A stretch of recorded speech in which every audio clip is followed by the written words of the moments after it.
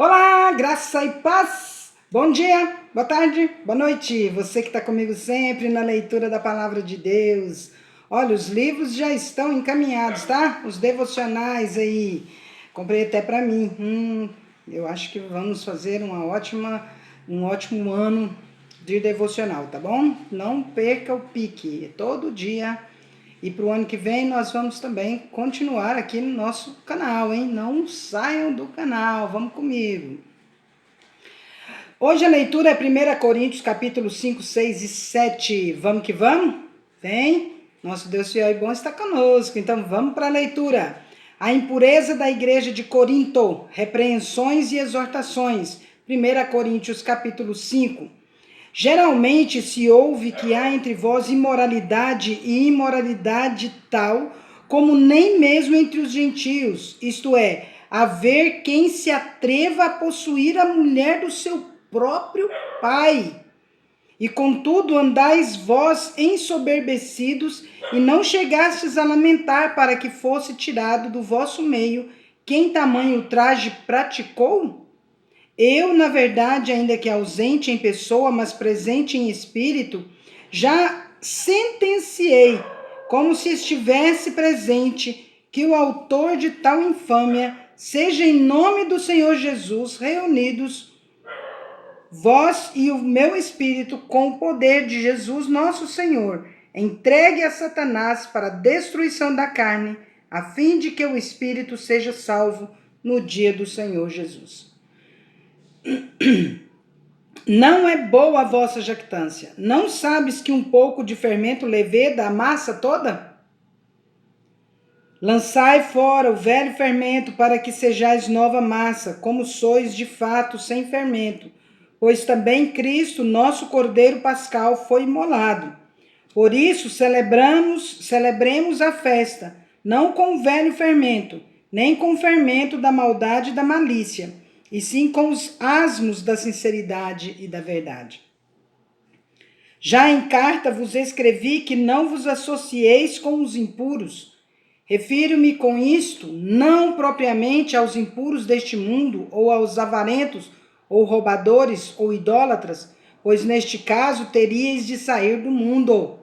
Mas agora vos escrevo que não vos associeis com alguém que, dizendo-se irmão, for impuro, ou avarento, ou idólatra, ou maldizente, ou beberrão, ou roubador, com esse tal, nem ainda com mais. Pois, com que direito haveria eu de julgar os de fora? Não julgais vós os de dentro? Os de fora, porém, Deus os julgará. Expulsai, pois, de entre vós o malfeitor. Aqui, como eu já havia dito, né? No versículo 9, ele se refere a outra carta que ele escreveu. Ó. Já em carta vos escrevi, que não vos associeis com os impuros. Então, os estudiosos, né, na sua maioria, concordam que sim, existiu uma terceira carta que seria a primeira a ser enviada aos coríntios. Então, vamos lá. Paulo censura o litígio entre os irmãos. 1 Coríntios, capítulo 6. Aventura-se algum de vós, tendo questão contra outro, a submetê-lo a juízo perante os injustos e não perante os santos? Ou não sabeis que os santos hão de julgar o mundo? Ou não sabeis que os santos hão de julgar o mundo? Ora, se o mundo deverá ser julgado por vós, sois acaso indignos de julgar as coisas mínimas? Não sabeis que havemos de julgar os próprios anjos, quanto mais as coisas desta vida? Entretanto, vós, quando tendes a julgar negócios terrenos, constituís um tribunal daqueles que não têm nenhuma aceitação na igreja. Para vergonha vou-lo digo, não há porventura nem ao menos um sábio entre vós que possa julgar no meio da irmandade? Mas irá um irmão a juízo contra outro irmão, e isto perante incrédulos. O só existir entre vós demandas já é completa derrota para vós outros. Por que não sofreis antes a injustiça? Por que não sofreis antes o dano? Mas vós mesmos fazeis a injustiça e fazeis o dano, e isto aos próprios irmãos. Ou não sabeis que os injustos não herdarão o reino de Deus? Não vos enganeis, nem impuros, nem idólatras, nem adúlteros, nem efeminados, nem sodomitas, nem ladrões, nem avarentos, nem bêbados, nem maldizentes, nem roubadores herdarão o reino de Deus. Tais fostes alguns de vós, mas vós vos lavastes, mas fostes santificados, mas fostes justificados em o nome do Senhor Jesus Cristo e no Espírito do nosso Deus. A sensualidade é condenada. Todas as coisas me são lícitas, mas nem todas convêm. Todas as coisas me são lícitas, mas eu não me deixarei dominar por nenhuma delas. Os alimentos são para o estômago, e o estômago para os alimentos. Mas Deus destruirá tanto estes como aquele. Porém, o corpo não é para a impureza, mas para o Senhor, e o Senhor para o corpo. Deus ressuscitou o Senhor, e também nos ressuscitará a nós pelo seu poder. Não sabeis que os vossos corpos são membros de Cristo? E eu, porventura, tomaria os membros de Cristo e os faria membros de meretriz? Absolutamente não. Ou não sabeis que o homem que se une à prostituta forma um só corpo com ela? Porque, como se diz, serão os dois uma só carne. Mas aquele que se une ao Senhor é um espírito com ele. Fugir da impureza. Qualquer outro pecado que uma pessoa comete é fora do corpo, mas aquele que pratica a imoralidade peca contra o próprio corpo. Acaso não sabeis que o vosso corpo é santuário do Espírito Santo, que está em vós, o qual tendes da parte de Deus, e que não sois de vós mesmos? Porque fostes comprados por preço. Agora, pois, glorificai a Deus no vosso corpo. Respostas à pergunta acerca do casamento. 1 Coríntios capítulo 7. Quanto ao que me escrevestes, é bom que o homem não toque em mulher, mas por causa da impureza, cada um tem a sua própria esposa e cada uma o seu próprio marido. O marido conceda à esposa o que lhe é devido, e também semelhantemente a esposa ao seu marido. A mulher não tem poder sobre o seu próprio corpo, e sim o marido. E também semelhantemente o marido não tem poder sobre o seu próprio corpo, e sim a mulher. Não vos priveis um do outro, salvo talvez por mútuo consentimento por algum tempo, para vos dedicardes à oração e novamente vos ajuntardes, para que Satanás não vos tente por causa da incontinência. E isto vos digo como concessão e não por mandamento.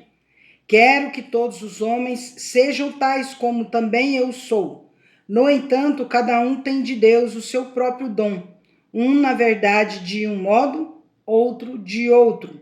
E aos solteiros e viúvos, digo que lhes seria bom se permanecessem no estado em que também eu vivo. Caso, porém, não se dominem, que se casem, porque é melhor casar do que viver abrasado. A estabilidade da família. Ora, aos casados ordeno, não eu, mas o Senhor, que a mulher não se separe do marido. Se, porém, ela vier a separar-se, não se case ou que se reconcilie com seu marido, e que o marido não se aparte de sua mulher. Aos mais digo eu, não o Senhor. Se algum irmão tem mulher incrédula, e esta consente em morar com ele, não a abandone. E a mulher que tem marido incrédulo, e este consente em viver com ela, não deixe o marido. Porque o marido incrédulo é santificado no convívio da esposa, e a esposa incrédula é santificada no convívio do marido crente. Doutra sorte, os vossos filhos seriam impuros, porém agora são santos. Mas, se o descrente quiser apartar-se, que se aparte. Em tais casos, não fica sujeito à servidão nem o irmão, nem a irmã. Deus vos tem chamado à paz. Pois como sabes, ó mulher, se salvarás teu marido, Ou como sabes, ó marido, se salvarás tua mulher? Ande cada um segundo o Senhor lhe tem distribuído, cada um conforme Deus o tem chamado. É assim que ordeno em todas as igrejas. Foi alguém chamado estando circunciso? Não desfaça a circuncisão. Foi alguém chamado estando incircunciso? Não se faça circuncidar. A circuncisão em si não é nada. A incircuncisão também nada é. Mas o que vale é guardar as ordenanças de Deus. Cada um permaneça na vocação em que foi chamado. Foste chamado sendo escravo? Não te preocupes com isto. Mas se ainda podes tornar-te livre, aproveita a oportunidade. Porque o que foi chamado no Senhor sendo escravo é liberto do Senhor. Semelhantemente, o que foi chamado sendo livre é escravo de Cristo. Por preço fostes comprados, não vos torneis escravos de homens. Irmãos, cada um permaneça diante de Deus naquilo em que foi chamado. Problemas com respeito ao casamento em tempos de tribulação. Com respeito às virgens, não tenho mandamento do Senhor, porém dou minha opinião como tendo recebido do Senhor a misericórdia de ser fiel. Considero, por causa da angustiosa situação presente, ser bom para o homem permanecer assim como está. Estás casado? Não procures separar-te. Estás livre de mulher? Não procures casamento. Mas se te casares, com isso não pecas. E também, se a virgem se casar, por isso não peca. Ainda assim, tais pessoas sofrerão angústias na carne, e eu quisera poupar-vos. Isto, porém, vos digo, irmãos, o tempo se abrevia. O que resta é que não só os casados sejam como se o não fosse, mas também os que choram como se não chorassem, e os que se alegram como se não se alegrassem, e os que compram como se nada possuíssem, e os que se utilizam do mundo como se dele não usassem, porque a aparência deste mundo passa. O que realmente eu quero é que estejais livres de preocupações. Quem não é casado cuida das coisas do Senhor, de como agradar ao Senhor. Mas o que se casou cuida das coisas do mundo, de como agradar a esposa, e assim está dividido. Também a mulher, tanto a viúva como a virgem, cuida das coisas do Senhor, para ser santa, assim no corpo como no espírito.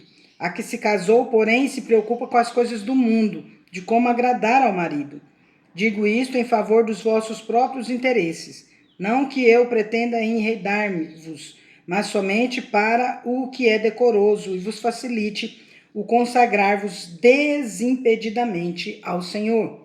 Entretanto, se alguém julga que trata sem decoro a sua filha, estando já a passar-lhe a flor da idade e as circunstâncias o exigem, faça o que quiser, não peca, que se casem. Todavia, o que está firme em seu coração, não tendo necessidade, mas domínio sobre o seu próprio arbítrio, e isto bem firmado no seu ânimo para conservar virgem a sua filha, bem fará. E assim quem casa sua filha virgem faz bem. Quem não a casa faz melhor. A mulher está ligada enquanto vive o marido. Contudo, se falecer o marido, fica livre para casar com quem quiser, mas somente no Senhor. Todavia, será mais feliz se permanecer viúva, segundo a minha opinião. E penso que também eu tenho o Espírito de Deus. Encerramos mais uma leitura de hoje, né? Graças ao nosso bom Deus que conosco está. E estamos aí, né, gente? Vivendo um dia de cada vez, porque o nosso Deus nos prepara cada dia para vivermos como se fosse o último, para a glória dele. É isso aí. Então, que Deus esteja sempre com vocês, abençoando o seu lar, seus sonhos, seus projetos, e que a paz de Cristo seja árbitro em nossos corações, que nós busquemos a paz, empenhemos por alcançar e no que depender de nós, tenhamos paz com todos os homens em nome de Jesus. Amém? Vamos!